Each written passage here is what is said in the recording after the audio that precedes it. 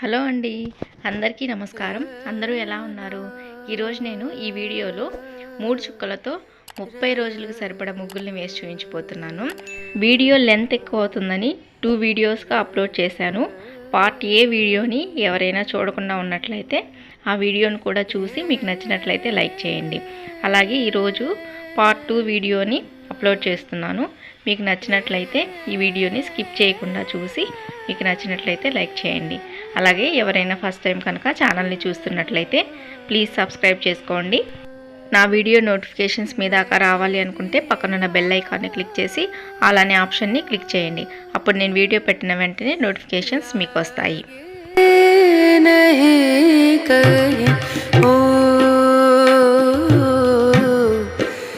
नजरिया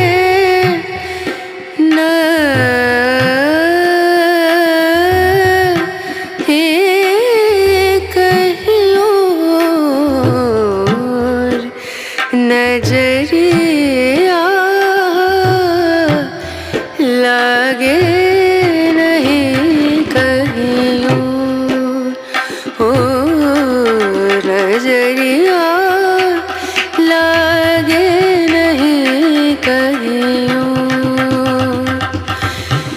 नजरिया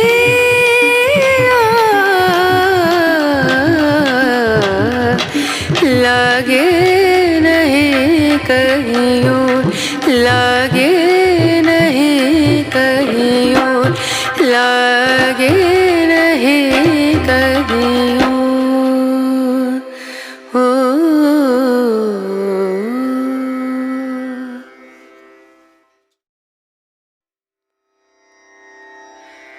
रना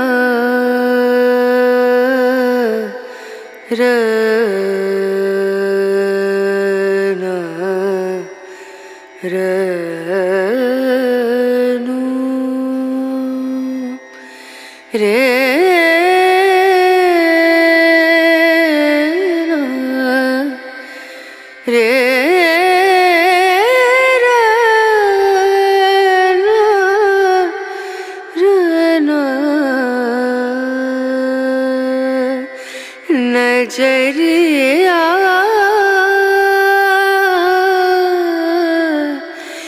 लागे नहीं कहीं ओ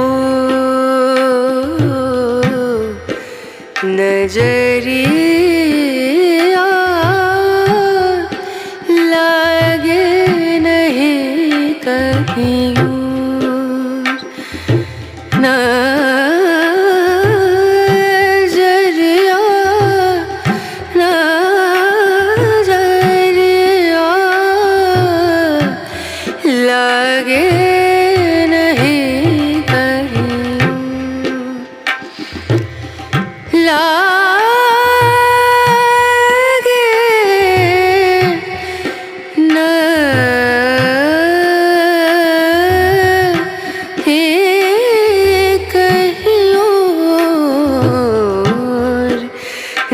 नजरिया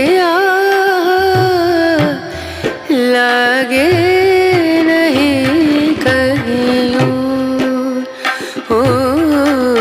नजरिया लागे नहीं कहीं नजरिया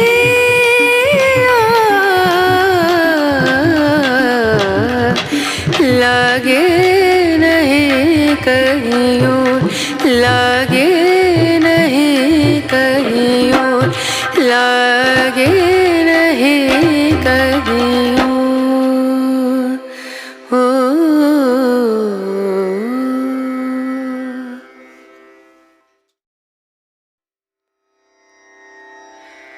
रा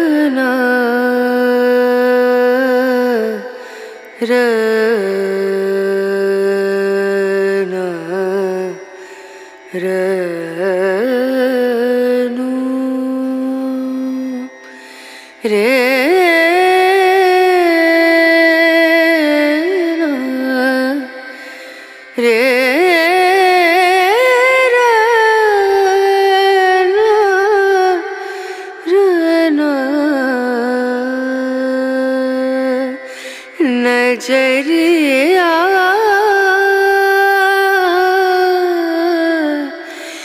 लागे नहीं कहीं ओ नजरिया लागे नहीं कहीं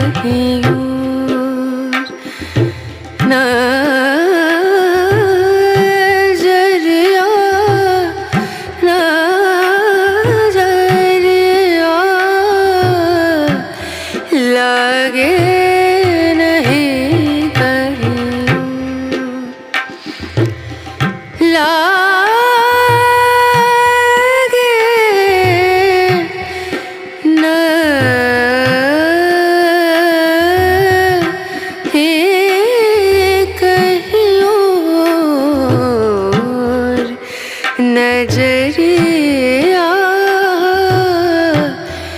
लागे नहीं कहीं ओ नजरिया लागे नहीं कहीं नजरिया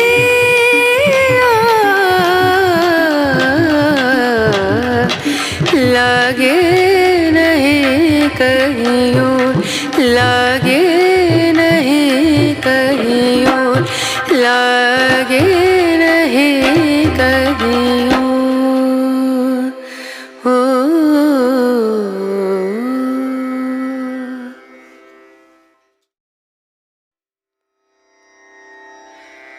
रना